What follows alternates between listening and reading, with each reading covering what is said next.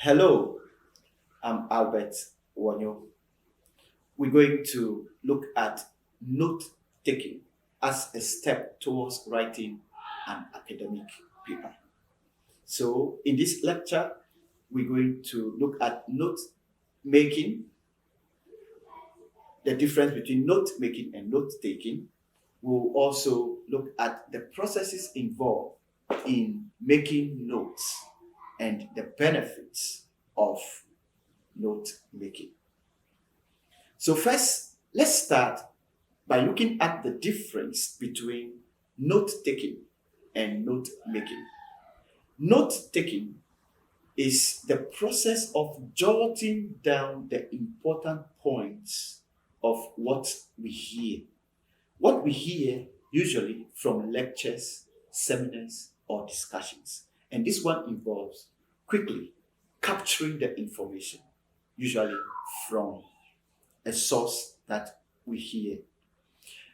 Now, note making, on the other hand, involves the writing down of important points from what we read. So, what we read, written sources like from books, journal articles, and other written materials. So, that is the difference between note taking and note making. Our focus is on note making. So now let's look at the process or the steps involved in note making. Note making involves first carrying out a search. It may be an internet search or a library search. And this search is to look for relevant information that you need in writing your academic essay or your academic paper. Now, academic writing is done by consulting multiple sources. That is why there is always the need for us to engage in note making. So you first carry out the search, looking for headings, titles, and subheadings that are related to the topic that you're writing about. Then, after you've gotten some sources that are related, you have to carry out a preview. That is to glance through, to skim through these sources to see the ones that you actually need. Now, after you've done the preview, you now have to sit down and do an intensive reading of the sources that you have found relevant to the topic. And as you do this intensive reading, that is the point where you are going to mark or take note of the important points that you need. Then the last step involves recording or writing down the important points that you have gathered from your reading. And you do this by paraphrasing or summarizing. Great. So these are the steps involved in making notes. Now, let us look at some text features or things that we need to look or pay attention to in the process of making notes. When we are carrying out the search and doing our preview, it is important for us to be mindful of the titles and the subtitles, because the titles and the subtitles will lead us to what the relevant information or pieces of information that we need as related to our topic that we're writing about. Then we also have to consider the authors. Every topic in academia, sometimes you have authors who are well known for writing about that topic or that area or that school of thought. So look out for such authors who are proponents of the topic you are writing about. Then you also have to look at the date of publication. This will guide you to know information that is current and what is dated, so that you select what is appropriate for your writing.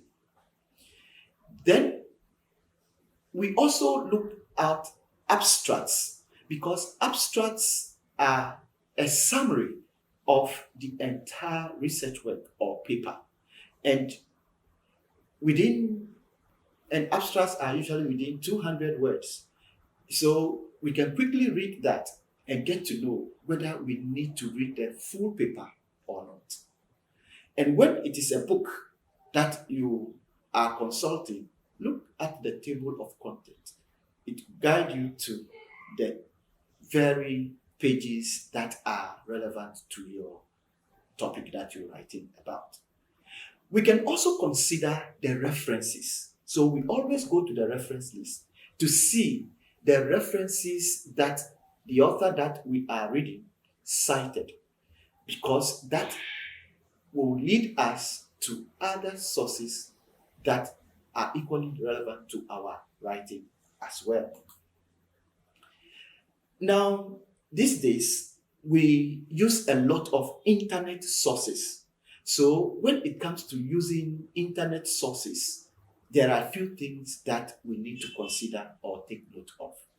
And let's consider these things suggested by Stephen Bailey, 2015.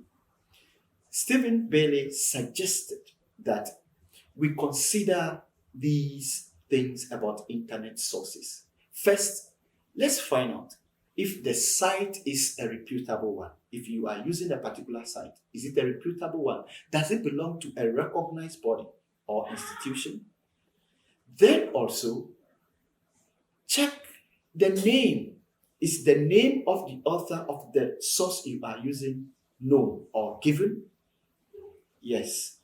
Sometimes you find internet sources without names, and these are not credible enough to be used in academic writing. You also have to look at the language, whether the language is suitable for academic text, and also look out for obvious errors that may be a pointer to you that maybe the materials are not very credible. So these are some of the things you need to consider about internet sources. Now, in the process of making notes, it is important that we adopt a critical reading approach. That is for us not to just accept everything that we are reading about. So to adopt a critical approach, Stephen Bailey suggests that we ask a few questions. One of the questions is that, what are the key ideas in the text that we are reading? Then, 2, is the argument being developed logically? Then we also have to look at the kinds of examples given. Are they relevant and helpful? Then we also have to ask, is the author being biased? We need to look out for that. Then the evidence presented, are they reliable? And finally, we need to look at the extent to which we agree or disagree with the writer's arguments, opinions, or arguments advanced. Great. Now let's look at the features or the characteristics of a good note. A good note is a type that is not copied verbatim from the sources. It is important that in the process of making notes, we need to paraphrase as much as possible. We paraphrase and we summarize.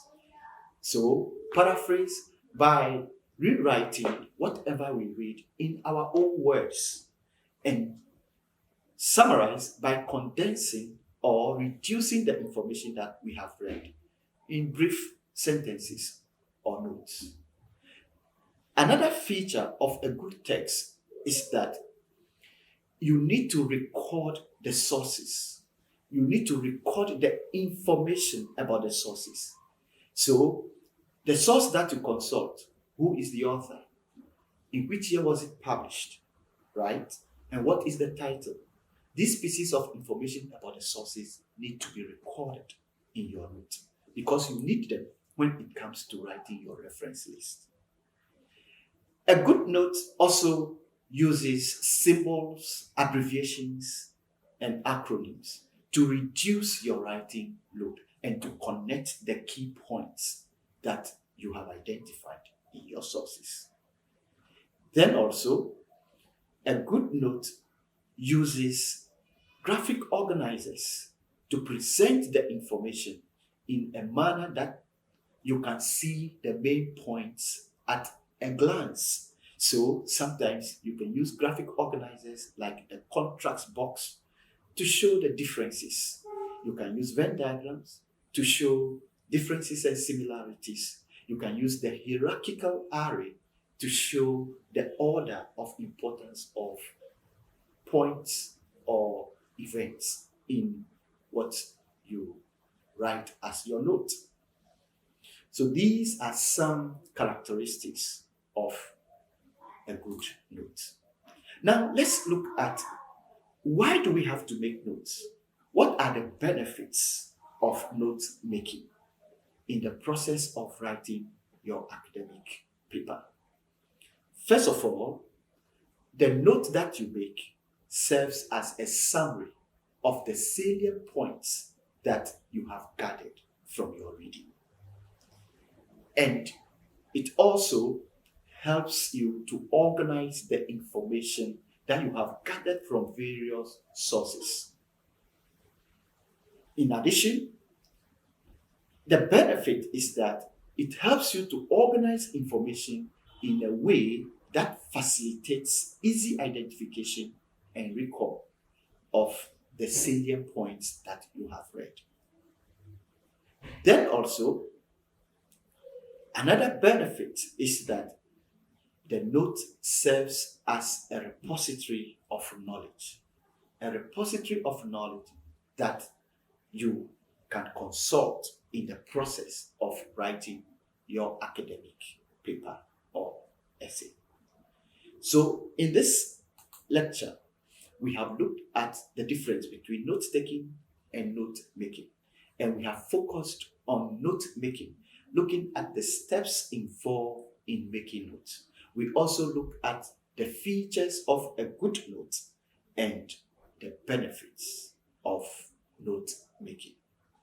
Thank you.